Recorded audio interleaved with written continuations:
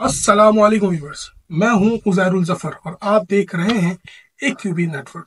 सबसे पहले पेश की माजरत कि आंखों के इन्फेक्शन की वजह से मुझे चश्मा बर्दार होना पड़ रहा है।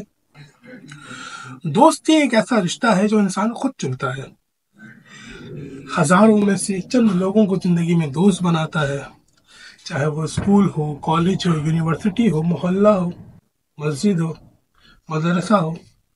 इंसान कई लोगों में से कोई एक बंदा या दो या तीन बंदे चुनता है जो उसके जहन के मुताबिक उसको पसंद आते हैं, उस पर भरोसा कर सकता है। इस तरह की कई सारी बातें इस ज़माने में बात करना चाहूँगा कि अल्लाह ताला के हवाले से हमसे क्या चाहते हैं।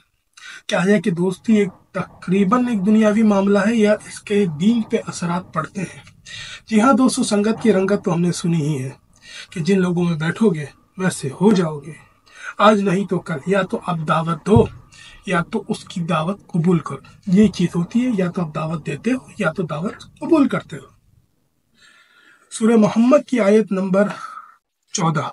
तो क्या जो अपने रब की तरफ से रोशन दलील पर होगा उस जैसा होगा जिसके बुरे अमल उसे भले दिखाए गए और वो अपनी ख्वाहिशों के पीछे चले। कंजुल ईमान का ये तर्जुमा था, बड़ा ही बेहतरीन और समझ में आने वाला। इसका मफहूम कुछ यूं हो सकता है, यानी कि आखिर ये कैसे मुमकिन हो सकता है कि पैगंबर के पैरोकारों को जब खुदा की तरफ से एक साफ और सीधा रास्ता मिल गया और पूरी बसीरत की रोशनी में वो इस पर कायम हो चुके हैं, तो अब वो उन लोगों के साथ चल सकें जो अपनी पुरानी जाहिलियत के साथ चिमटे हुए हैं, जो अपनी जलालतों को, हिदायत और अपनी बदकारियों को खूबी समझ बैठे हैं, जो किसी दलील की बिना पे नहीं बल्कि महज अपनी ख्वाहिशात पर ये फैसले करते हैं कि हक क्या है और बातिल क्या है।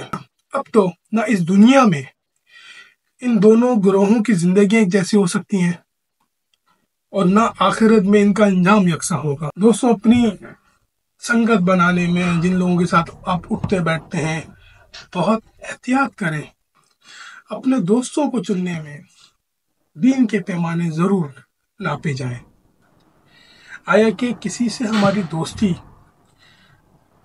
हमें अल्लाह से करीब करेगी या अल्लाह से दूर करेगी, रसूल अल्लाह सल्लल्लाहु अलैहि वसल्लम की मोहब्बत से करीब करेगी या दूर करेगी, अकाबिरीन दीन की मोहब्बत से करीब करेगी या दूर करेगी, औलिया अल्लाह से मोहब्बत में करीब करेगी या दूर करेगी। अस्सलामु अलैकुम व रहमतुल्लाह।